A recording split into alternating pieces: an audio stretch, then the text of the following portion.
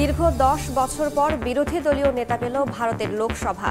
India জোটের শরিকদের সঙ্গে আলোচনা শেষে আনুষ্ঠানিকভাবে দায়িত্ব নিলেন রাহুল গান্ধী। নির্বাচনের আগে বিপাকে ট্রাম্প, গোপন নথি সরানোর মামলায় আরও তথ্য প্রমাণ প্রকাশ FBI এর।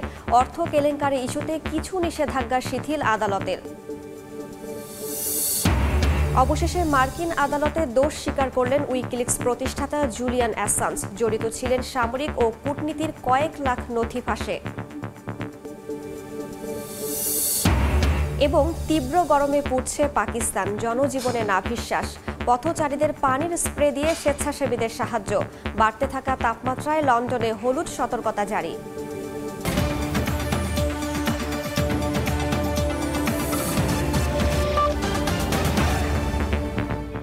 আন্তর্জাতিক সময়ের সঙ্গে আছে আমি রাইসা জান্নাত। গাজায় খাদ্য সংকটের কারণে ভয়াবহ বিপর্যয়ের মুখে রয়েছেন 4,95,000-এর বেশি মানুষ। শিশুরা ভুগছে চরম অপুষ্টিতে। দুর্ভোগ ও প্রাণহানি রোধে অবিলম্বে প্রয়োজন জরুরি পদক্ষেপের, এমনটাই জানিয়েছে রেড ক্রস। অবরুদ্ধ উপত্যকাটিতে ক্রমেই বাড়ছে মানবিক কর্মীদের ঝুঁকি। এ অবস্থায় ইসরায়েলকে সতর্ক করেছে জাতিসংঘ। নেতানিয়াহুকে দমাতে অবিলম্বে যুদ্ধবিরতির আহ্বান জানিয়েছেন জাতিসংঘে নিযুক্ত ফিলিস্তিনের রাষ্ট্রদূত।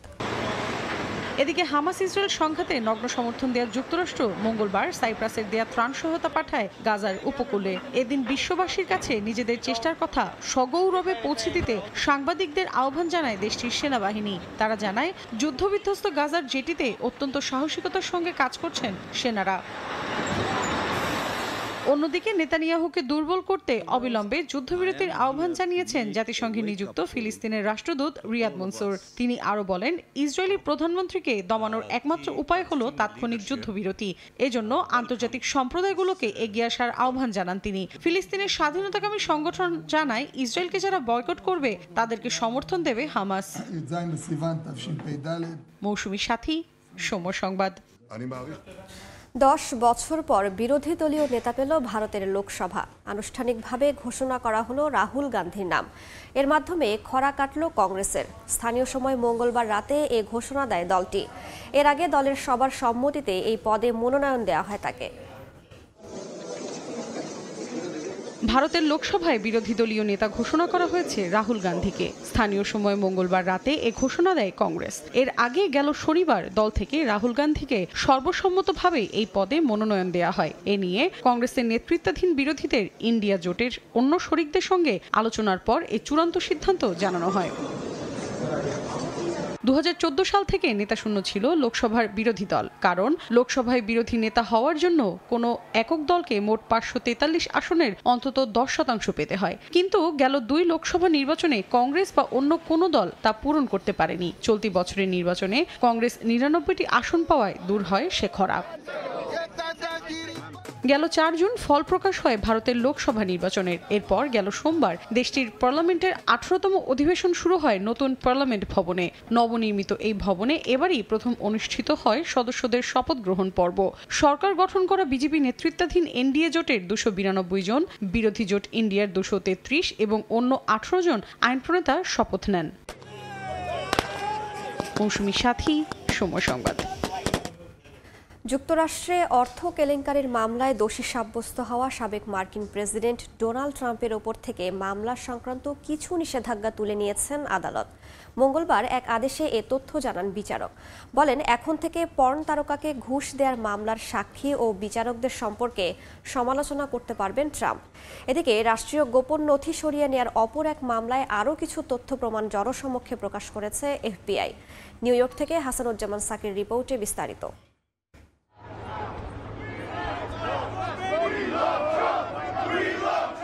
যুক্তরাষ্ট্রের রাজনীতিতে নির্বাচনী প্রচারণা, মামলা মোকদ্দমা ও বিতর্ক যেন এখন সমার্থক। চলতি বছর নভেম্বরে মার্কিন প্রেসিডেন্ট নির্বাচন। এর আগে পর্নো তারকা স্টর্মি ড্যানিয়েলসকে ঘুষ দেওয়ার অর্থ কেলেঙ্কারি মামলায় দোষী সাব্যস্ত হয়েছেন সাবেক প্রেসিডেন্ট ডোনাল্ড ট্রাম্প। আগামী 11 জুলাই এই মামলায় তার বিরুদ্ধে রায় দেবেন আদালত। এরই মধ্যে মঙ্গলবার বিচারক জোয়ান মার্চান এক রুল জারি করেছেন।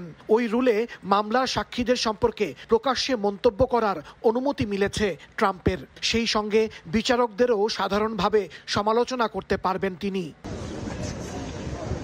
গ্যাগ বা গ্যাগিং অর্ডার হলো সাধারণত আদালত বা সরকার কর্তৃক একটি আইনি আদেশ।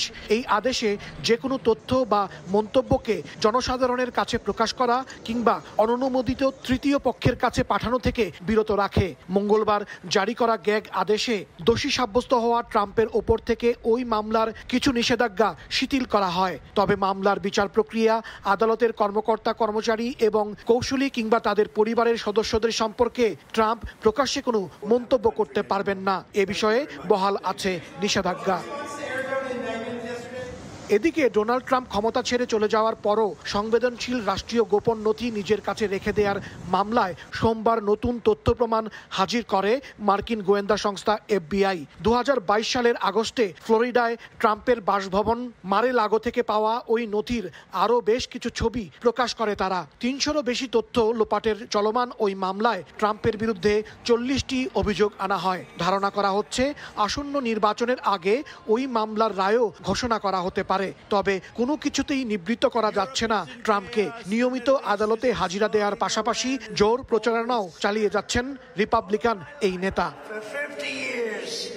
হাসানুজ্জামান সাকি, সময় সংবাদ, নিউ ইয়র্ক। যুক্তরাষ্ট্রের জাতীয় প্রতিরক্ষা সংক্রান্ত তথ্য ফাঁসের ষড়যন্ত্রে জড়িত থাকার কথা আনুষ্ঠানিকভাবে স্বীকার করেছেন উইকিলিক্স প্রতিষ্ঠাতা জুলিয়ান অ্যাসাঞ্জ। বুধবার মার্কিন সরকারের তত্ত্বাবধানে থাকা নর্দার্ন মারিয়ানা আইল্যান্ডসে দেশটির একটি আদালতে নিজের দোষ স্বীকার করেন। এর মধ্য দিয়ে দীর্ঘদিন কারাভোগের পর চূড়ান্তভাবে মুক্তি পেতে যাচ্ছেন। যুক্তরাষ্ট্রের বিচার বিভাগের সঙ্গে একটি সমঝোতা চুক্তির ভিত্তিতে দোষ স্বীকার করলেন তিনি। 2010-11 সালে যুক্তরাষ্ট্রের সামরিক ও কূটনীতি সংক্রান্ত কয়েক লাখ নথি ফাঁস করে আলোচনায় আসেন অ্যাসাঞ্জ।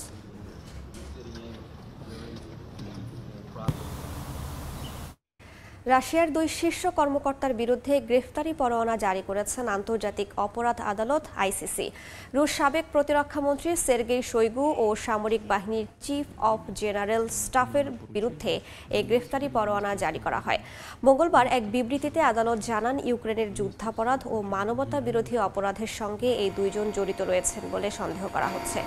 ICCর এই সিদ্ধান্তের পর ইউক্রেনের প্রেসিডেন্ট ভলোদিমির জেলেনস্কি বলেন, ইউক্রেনের হামলার সঙ্গে জড়িত সব অপরাধীকে অবশ্যই জানা উচিত, ন্যায় বিচার একদিন হবেই।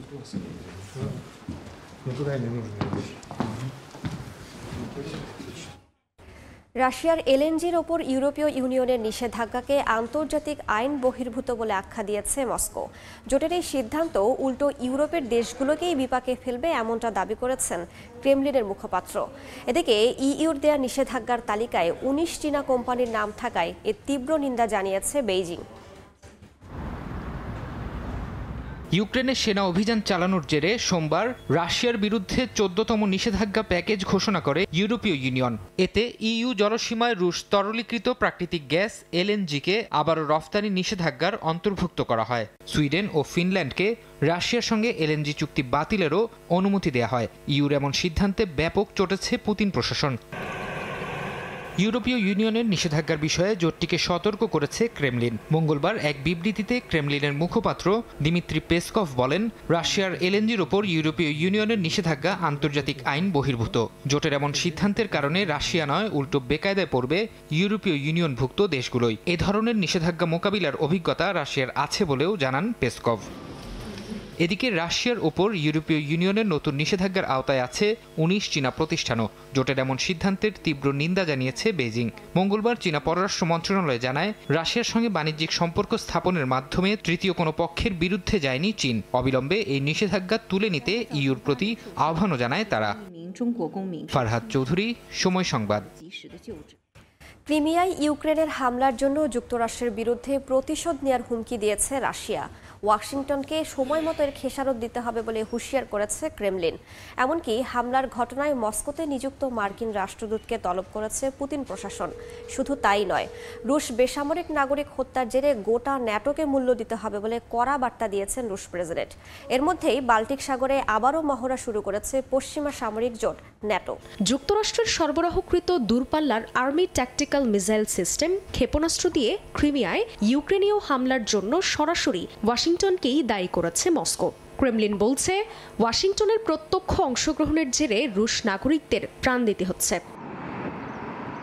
প্রাণঘাতী হামলার জেরে মস্কোতে নিযুক্ত মার্কিন রাষ্ট্রদূতকে তলব করে রুশ পররাষ্ট্র মন্ত্রণালয়। রাষ্ট্রদূতকে ডেকে বলা হয় রাশিয়ার বিরুদ্ধে যুক্তরাষ্ট্র হাইব্রিড যুদ্ধ চালাচ্ছে, পাশাপাশি ওয়াশিংটনকে এর পরিণাম ভোগ করতে হবে বলে সরাসরি হুঁশিয়ারি দেয় মস্কো।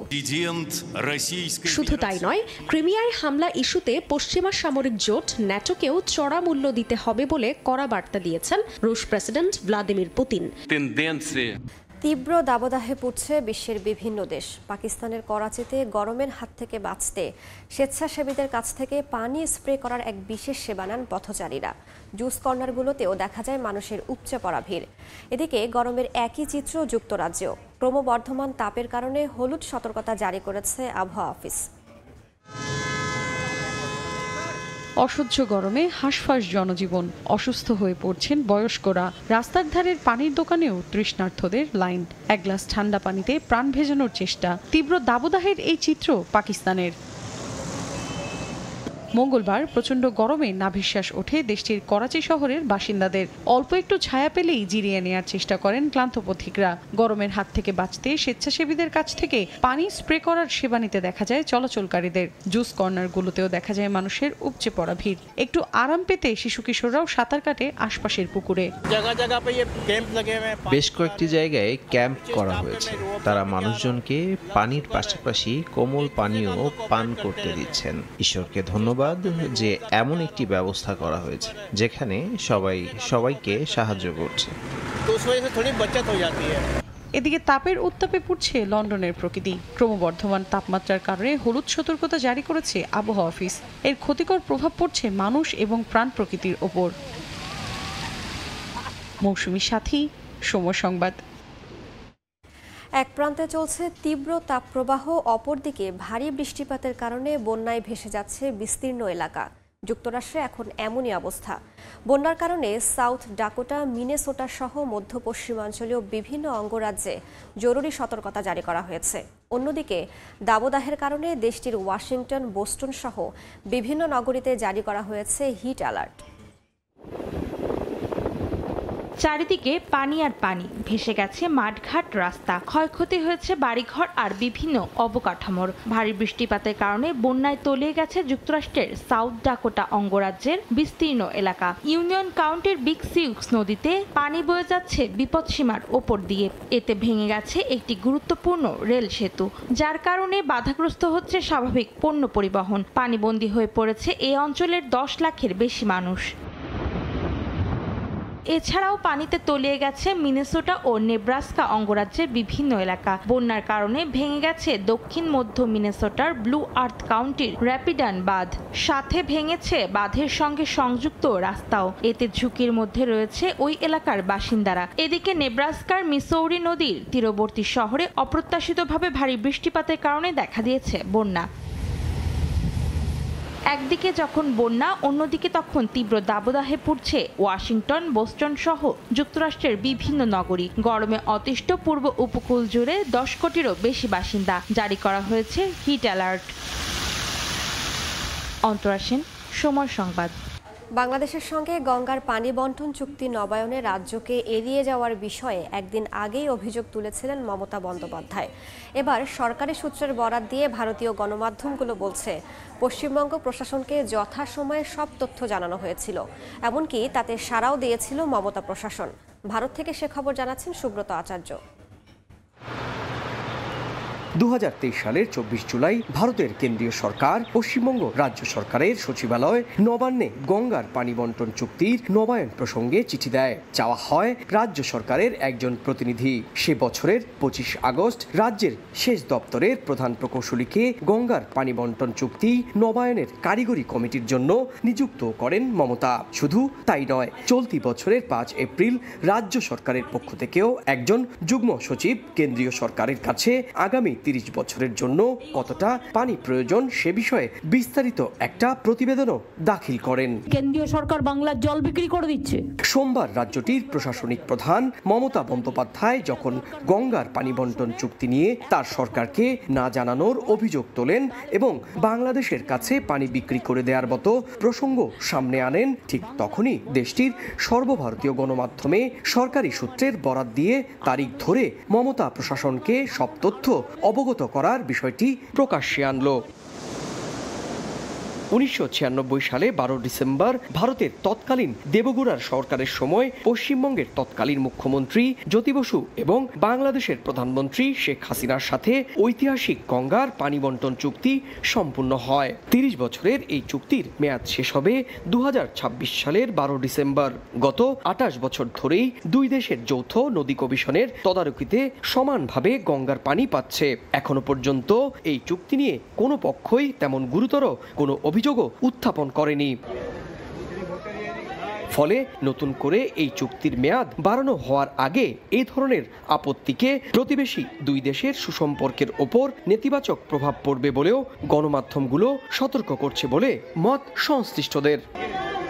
সুব্রত আচার্য, সময় সংবাদ, ভারত। তিস্তা কিংবা গঙ্গা নিয়ে কোনো চুক্তি কিংবা সমঝোতা স্মারক স্বাক্ষর হয়নি ভারত বাংলাদেশের প্রধানমন্ত্রীর দ্বিপাক্ষিক বৈঠকে। তা না হলেও মমতা বন্দ্যোপাধ্যায়ের কঠিন প্রতিক্রিয়াকে অত্যন্ত তাৎপর্যপূর্ণ মনে করছেন ভারতের রাজনীতি বিশ্লেষকরা। তিস্তা চুক্তি ভেস্তে যাওয়ার পেছনে তারা যেমন কেন্দ্র ও রাজ্য সরকারের রাজনৈতিক টানাপোড়েনকে দায়ী করছেন, তেমনি মনে করছেন গঙ্গার পানি বন্টন চুক্তির নবায়নেও এর নেতিবাচক প্রভাব পড়বে। ভারত থেকে সুব্রত আচার্যের আরও একটি রিপোর্ট। 22 জুন ভারতের রাজধানী নয়াদিল্লির হায়দ্রাবাদ হাউসে ভারত বাংলাদেশ সরকার প্রধানের সঙ্গে হওয়া দ্বিপাক্ষিক বৈঠকে যে সমঝোতা সই হয়েছে এর মধ্যে কোথাও নেই তিস্তার পানি চুক্তি, নেই 2026 সালে শেষ হওয়া গঙ্গা পানি বন্টন চুক্তির নবায়ন প্রসঙ্গ। যদিও দুই দেশের ভীষণ স্টেটমেন্টে গঙ্গার পানি বন্টন চুক্তির নবায়ন প্রসঙ্গে এর আগে গঙ্গার নাব্যতার পরিমাণ নির্ণয়ের কারিগরি কমিটি পরিদর্শন করার কথা বলা হয়। আর এটা নিয়েই শুরু বিতর্ক। সোমবার নবান্নে নিজের অবস্থান শুধু পরিষ্কারই করেননি মমতা, এই চুক্তি নিয়ে মোদী প্রশাসনকে কার্যত হুমকিও দিয়েছেন নেত্রী। এর মধ্যে বিক্রি করে দিল বাংলার জল না জানিয়ে। এটা দরকার হলে যদি না শোনে একতরফা কোনো সিদ্ধান্ত নেওয়া হয় তাহলে কিন্তু বাংলা জুড়ে আন্দোলন চলবে। তিস্তা এবং গঙ্গার পানি বন্টন চুক্তি নিয়ে মমতার এমন কঠোর মনোভাবের পেছনে তার রাজনৈতিক অবস্থানকে সামনে আনছেন বিশ্লেষকরা। দুটো স্ট্যাচু করে দিয়েছিলাম। সম্প্রতি লোকসভা নির্বাচনে পশ্চিমবঙ্গে আগের চেয়ে রাজনৈতিকভাবে শক্তিশালী তৃণমূল দলটির 22 সাংসদ থেকে বেড়ে এবার হয়েছে 29 সাংসদ। বিজেপি শাসিত কেন্দ্রীয় সরকারের কাছে প্রায় 1,30,000 কোটি টাকা বকেয়া পায় মমতা সরকার। এছাড়াও পশ্চিমবঙ্গের বহু প্রকল্প বিজেপির রাজনৈতিক কারণে বন্ধ রেখেছে। বিষয়টা রাজনৈতিক সম্পূর্ণ, এই কারণেই যে 2026 সালে পশ্চিমবঙ্গে বিধানসভা নির্বাচন, ফলে পশ্চিমবঙ্গ মানুষের কাছে যদি তৃণমূল কংগ্রেস এরকম একটা ধারণা তৈরি করতে পারে যে বাংলার মানুষকে বঞ্চিত করে প্রতিবেশী বাংলাদেশ রাষ্ট্রকে সহায়তা করা হচ্ছে, সেটা ভারতীয় জনতা পার্টির পক্ষেও রাজনৈতিকভাবে ক্ষতি হতে পারে। রাজনৈতিক বিশ্লেষকরা মনে করছেন বিজেপির ওপর উল্টো চাপ তৈরিতে তিস্তা গঙ্গা ইস্যুকে বড়সড় হাতিয়ার হিসেবেও ব্যবহার করতে চাইছেন মমতা। বিশেষ করে 2026 সালে রাজ্যটিতে রয়েছে বিধানসভা নির্বাচন। এর আগে রাজনৈতিক জমি শক্ত করতে মমতা আরও কঠোর হবেন বলেই মত তাদের। সুব্রত আচার্য, সময় সংবাদ, ভারত। দক্ষিণ কোরিয়ায় ব্যাটারি কারখানায় আগুন লাগার ঘটনায় ক্ষমা চেয়েছেন কোম্পানির প্রধান নির্বাহী কর্মকর্তা। একই সঙ্গে এই ঘটনার পুনরাবৃত্তি না হতে কোম্পানির পক্ষ থেকে প্রয়োজনীয় সব ধরনের নিরাপত্তা ও প্রশিক্ষণের ব্যবস্থা করা হয়েছে বলে জানিয়েছেন তিনি। গেল সোমবার লিথিয়াম ব্যাটারির ওই কারখানায় আগুন লাগে। এই ঘটনায় অন্তত 23 কর্মীর মৃত্যু হয়েছে, যাদের মধ্যে 17 জন চীনা ও একজন লাওসের নাগরিক। কর্মীদেরকে অস্থায়ীভাবে কোম্পানি নিয়োগ দিয়েছিল।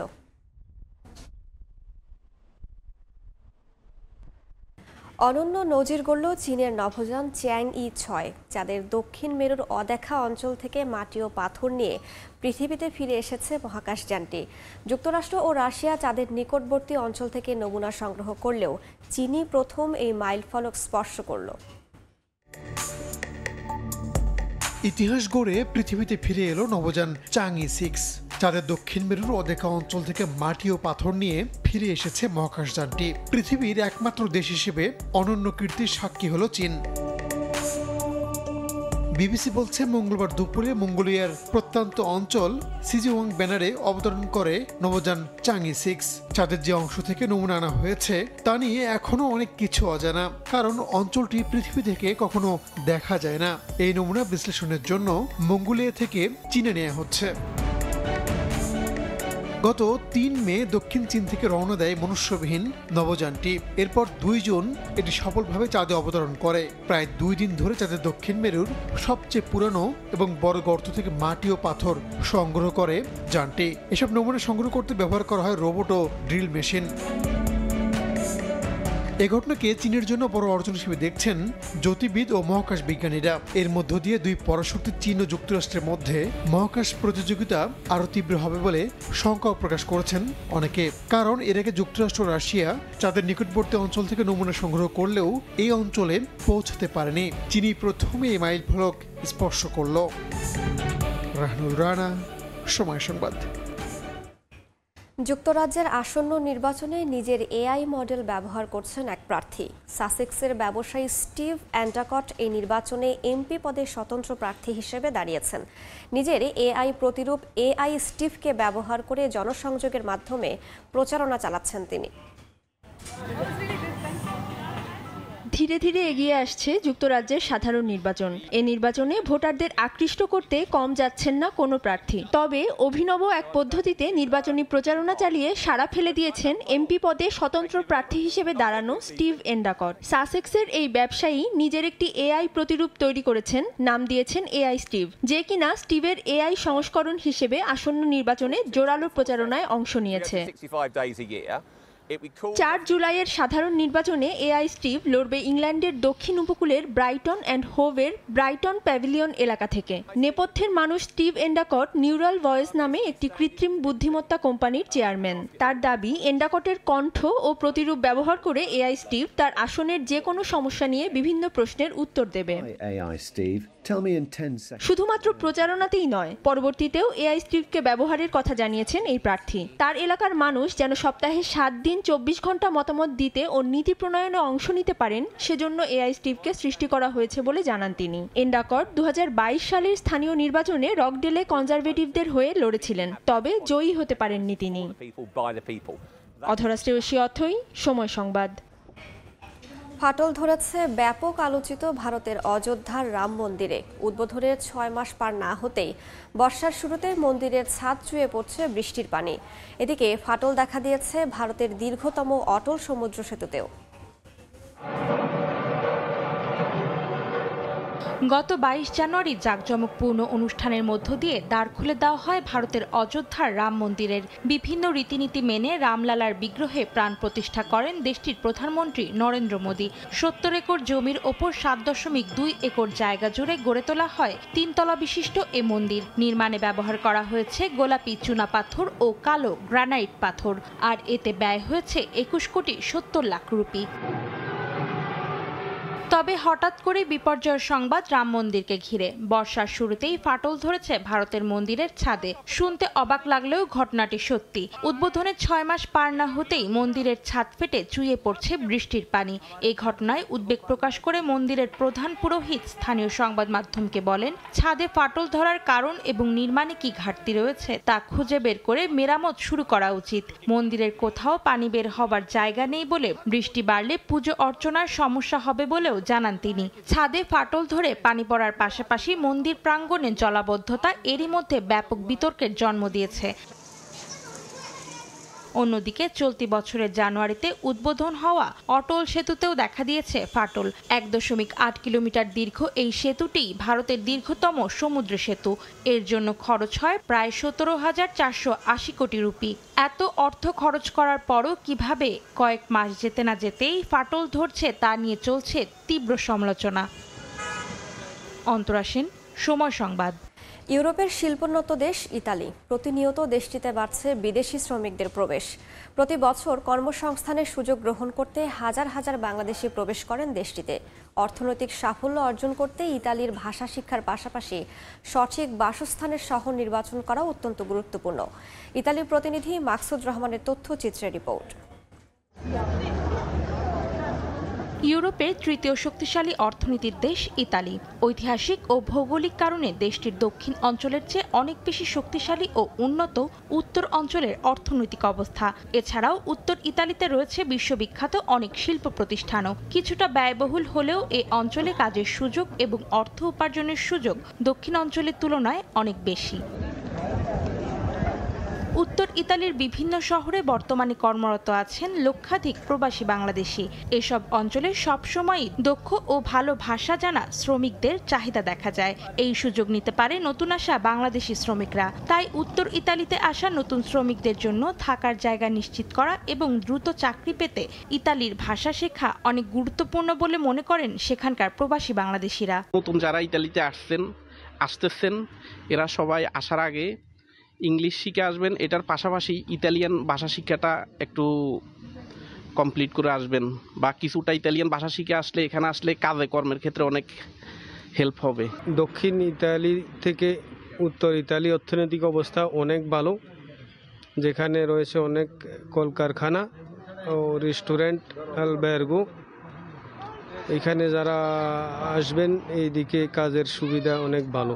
দ্রুত দেশটিতে অর্থনৈতিক সাফল্য অর্জন করতে প্রয়োজন ইতালির ভাষা শিক্ষা, পাশাপাশি সঠিক শহর নির্বাচন যেখানে ভালো কাজ ও বেতনের সঙ্গে রয়েছে সব ধরনের সুযোগ সুবিধা।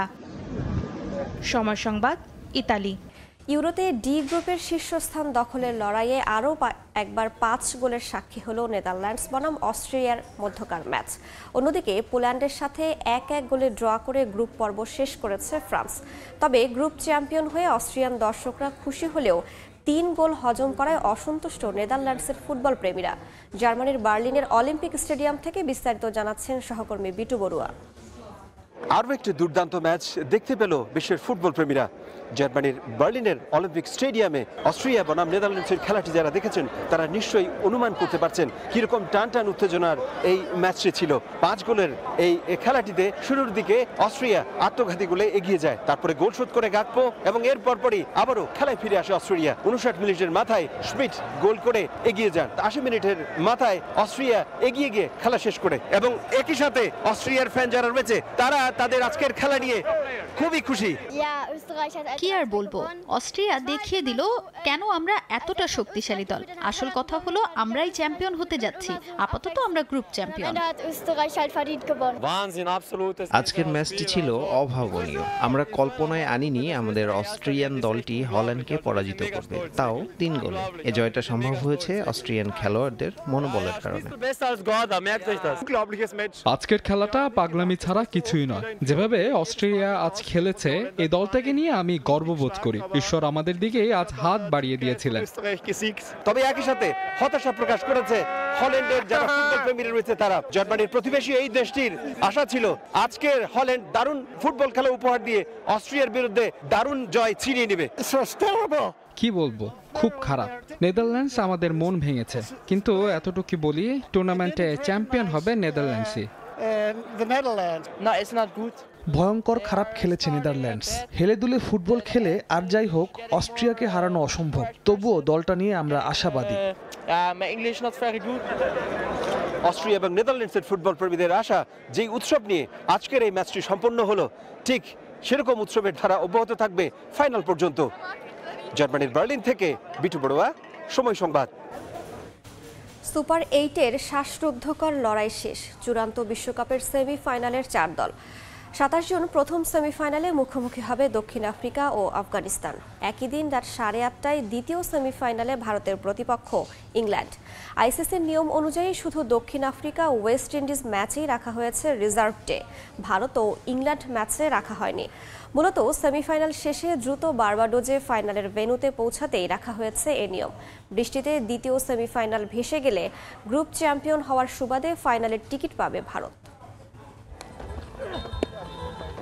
ত্রিনিদাদ অ্যান্ড টোবাগোর ব্রায়ান লারা স্টেডিয়ামে বিশ্বকাপের প্রথম সেমিফাইনালে উত্তাপ ছড়াতে প্রস্তুত ইতিহাস গড়া আফগানিস্তান। তাদের প্রতিপক্ষ দক্ষিণ আফ্রিকা। বিশ্বকাপের আগে ক্যারিবিয়ান কিংবদন্তি ব্রায়ান লারা ছাড়া আফগানদের নিয়ে বাজি ধরার সাহস পায়নি কেউ, কিন্তু সেই ভবিষ্যৎবাণী 16 আনা সত্য প্রমাণ করে ইতিহাসে প্রথমবারের মতো সেমির টিকিট কেটেছে রশিদ খানের দল। শক্তিশালী অস্ট্রেলিয়ার পর বাংলাদেশকেও হারিয়েছে তারা। আফগান কাবুলিওয়ালাদের বিজয় গাথা সেমির মঞ্চেও দেখার অপেক্ষা সমর্থকদের। তাদের প্রতিপক্ষ দক্ষিণ আফ্রিকা সুপার 8-এ হারেনি একটি ম্যাচও। ইংল্যান্ড, যুক্তরাষ্ট্র ও ওয়েস্ট ইন্ডিজকে হারিয়ে 6 পয়েন্ট নিয়েই সেমির মঞ্চে জায়গা পেয়েছে তারা। চাপের মুখে ভেঙে পড়া প্রোটিয়াদের সামনে সুযোগ নিজেদের পুরনো চোকার তকমা ঘোচানোর। আফগানদের প্রথম সেমিফাইনালে হারিয়ে সেটাই করে দেখাতে চায় দক্ষিণ আফ্রিকা। বিশ্বকাপের দ্বিতীয় সেমিফাইনালে মুখোমুখি হবে ক্রিকেট দুনিয়ার দুই পরাশক্তি ভারত ও ইংল্যান্ড। বিশ্বকাপের সুপার 8-এর 3 ম্যাচে দাপটের সঙ্গে জয় পেয়েছে টিম ইন্ডিয়া। বাংলাদেশ, ভারত ও আফগানিস্তানকে হারিয়ে গ্রুপ 1 থেকে সেমির টিকিট কেটেছে রোহিত শর্মার দল। গায়ানায় দ্বিতীয় সেমিফাইনালে তাদের প্রতিপক্ষ ইংল্যান্ড। যুক্তরাষ্ট্র ও ওয়েস্ট ইন্ডিজের স্বপ্ন ভেঙে বিশ্বকাপের প্রথম দল হিসেবে সেমিতে পা রেখেছিল 3 লায়ন্স। 2022 সালের সেমিফাইনালেও দেখা হয়েছিল ইংল্যান্ড ও ভারতের। সেবার 10 উইকেটে টিম ইন্ডিয়াকে হারিয়ে ফাইনাল নিশ্চিত করেছিল ইংল্যান্ড। পরে শিরোপাও ঘরে তুলেছিল তারা। এবারও তেমন কিছুর অপেক্ষায় ইংলিশ সমর্থকরা। পারভিন আক্তার, সময় সংবাদ। আন্তর্জাতিক সময়ের শীর্ষ সংবাদ জানিয়ে দিচ্ছে আরও একবার। দীর্ঘ 10 বছর পর বিরোধী দলীয় নেতা পেল ভারতের লোকসভা। ইন্ডিয়া জোটের শরিকদের সঙ্গে আলোচনা শেষে আনুষ্ঠানিকভাবে দায়িত্ব নিলেন রাহুল গান্ধী।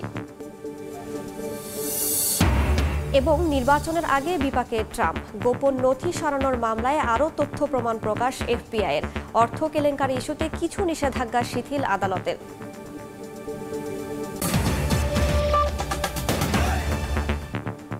এই ছিল আন্তর্জাতিক সময় সংবাদের সঙ্গে থাকবেন সহকর্মী তানভীর হাসান। ধন্যবাদ রাইসা। সময় সংবাদ নিয়ে ফিরছি কিছুক্ষণ পর, সঙ্গে থাকুন সময়ের।